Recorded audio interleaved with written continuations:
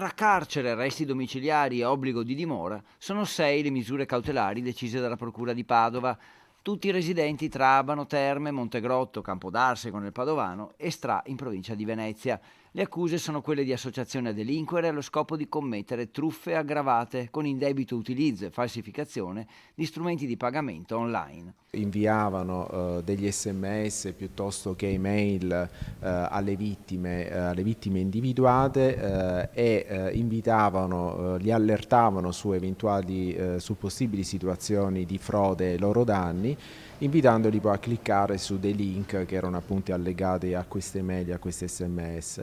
Tramite questo sistema acquisivano fondamentalmente le credenziali di accesso alle varie home banking. A indagare e intervenire poi nei confronti delle 6 persone sono stati gli agenti della squadra mobile di Padova.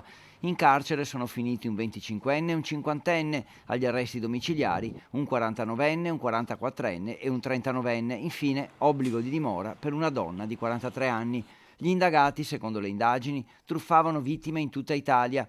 A loro venivano sottratti i dati relativi alle carte di credito per poi effettuare operazioni di ricarica o prelevando contante tramite gli sportelli bancomat e spendendo poi quei soldi tra Padova, Vicenza, Venezia e Treviso per acquistare telefoni di alta gamma, gratta e vinci da reinvestire in bitcoin oppure ancora per la compravendita di droga. Ecco qualche consiglio per evitare di essere truffati. Non aprire in alcun modo allegati a dei mail o sms che possano essere sospetti.